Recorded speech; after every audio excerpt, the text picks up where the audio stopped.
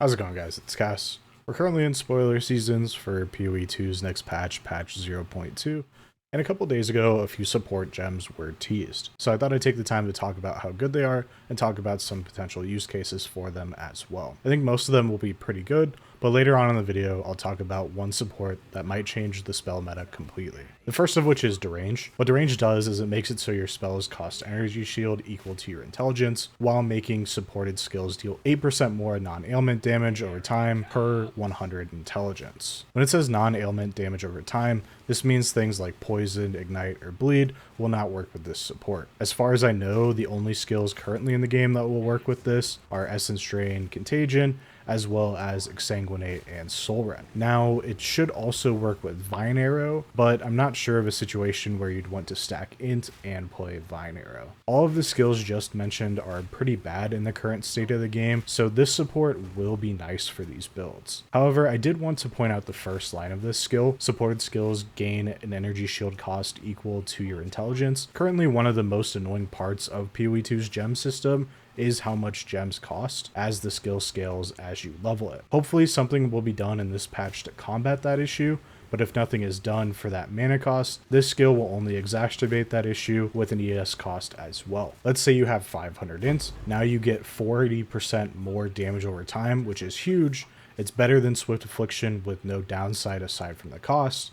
However, that cost is still the based mana cost, but now also 500 ES every time you want to use that skill. The good thing about skills that cost ES though is normally that doesn't interrupt your ES recharge. At least that's how it worked in PoE1. So if that's the case, then having an ES cost shouldn't be a massive deal as long as you invest into some ES recharge rate. As far as I know, I don't believe spell damage leached as mana exists in the current game, but if something like that is introduced, Acolyte Monk could be very strong with this support in conjunction with Ravenous Doubt and Consuming Question, making the ES cost just be leached back while doing damage. If the cost penalty is still an issue, you could always opt for Inspiration Support. However, there might be a situation where the ES cost can't be modified by support gems, since it's another support gem that is adding to the cost. So that is something that we will need to test.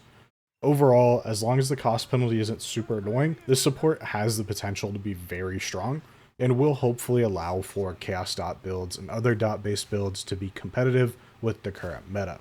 The next gem GGG teased was Volcanic Eruption, and I don't play melee builds, so I have no clue if this support is going to be good. Also, we haven't seen what the actual damage of the Volcanic Eruptions are, so without knowing that, we won't really know how strong this actually is. Moving on, let's talk about Embitter. Embitter makes it so if a supported skill would gain extra damage from any other type, it now gains cold damage instead. From the start of PoE2, one of the most annoying parts about spell builds is the existence of Archmage. Archmage is one of the strongest mechanics in the game because it allows you to scale mana as a damage source. What makes it even more broken is that Mind over Matter in PoE2 makes all of the damage taken from mana before life. So with Archmage, not only are you able to scale damage with your mana, you're also to scale defense with your mana. Historically, this is how almost all of the strongest builds in PoE have been made. When you can scale defense and offense with the same mechanic, this makes the potential for broken builds way higher. Think about Aura Stacker, Armor Stacker,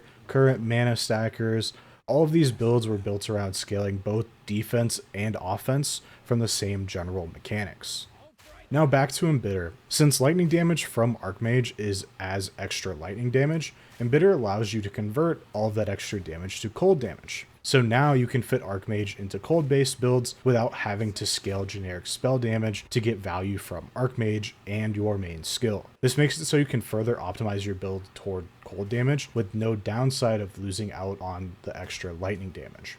Now, I hope this type of support exists for the other types of damages, and if it does, it will make the gap from Archmage lightning-based spells much smaller than it currently is. I won't completely fix that issue with Archmage. I still don't like the interaction with Mind over Matter personally, and if you play a lightning-based skill, you still get the benefit of Archmage without having to use a different support to convert it. But hopefully, it will at least shift the meta slightly away from lightning-based skills and closer to different types of spells. Another interaction to point out is Ming's Heart. These rings are another potential source for a ton of added damage as long as you can plan out the downside. And again, if you're a mana stacker, you would get almost no downside aside from losing a ring slot, which can actually be pretty big for mana stacking. The only other downside to this support is that since you're converting all other types to cold, you'll no longer be able to apply ailments from other damage sources. The only thing this might affect is shock, since shock is a damage amp, but overall the gain in damage should outweigh the potential downside. The next support released was Concoct. Concoct makes it so supported skills consume 20% of your maximum life flash charges on use. Those supported skills have 2% more magnitude of bleed they inflict per life flask consumed. Currently, a max level life flask has 75 charges baseline, but you can also get a roll on your flask that gives you up to 70% increased charges, making the max up to 127 charges. With a flask with 127 charges, you'll get over 50% more magnitude from one support. That is absolutely insane. Deep Cuts gives you 75% more magnitude, but also makes you deal 25% less damage from hits. The only potential issue with this support is the fact that you will only get 5 uses of a skill before running out of flash charges if you don't have a way to recover them. Since bleeds don't stack, this gives you 25 seconds of your bleed before you'd run out of life flash charges. The main use case for this support will be for bosses.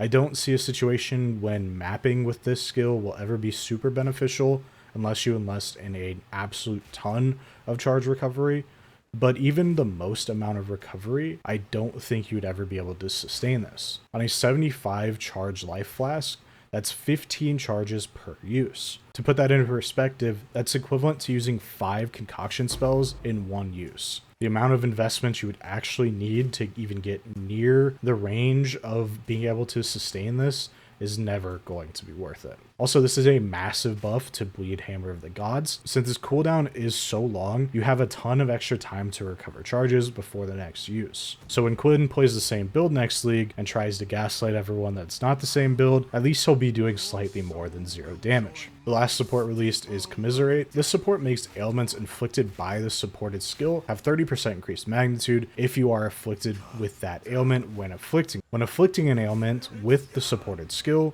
remove that ailment from yourself. So that's a big mouthful to basically say if you are afflicted with the ailments that you are inflicting, you get 30% increased magnitude for that ailment. And that ailment is removed from you. As far as I know, there isn't currently a way to self-ignite or self-poison or self-bleed. I'm not sure how this interaction will work without those existing. Please correct me if I missed something there, but I'm pretty sure that's how the current game is. But if they do introduce a way to apply ailments to yourself, then this support will be pretty nice. Overall, I think all the supports I've talked about today have potential to be very impactful. Hopefully there is more supports planned, and if they look interesting enough, I'll make a video for them. I'm looking forward to patch 0.2 and hope you all are as well. I have faith that GGG will fix a lot of the issues with the game and continue to make PoE2 better with every patch. There's obviously still a lot more that needs to be done with this game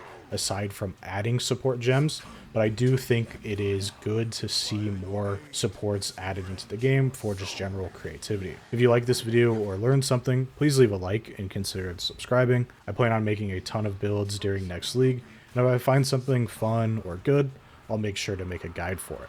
Thanks for watching.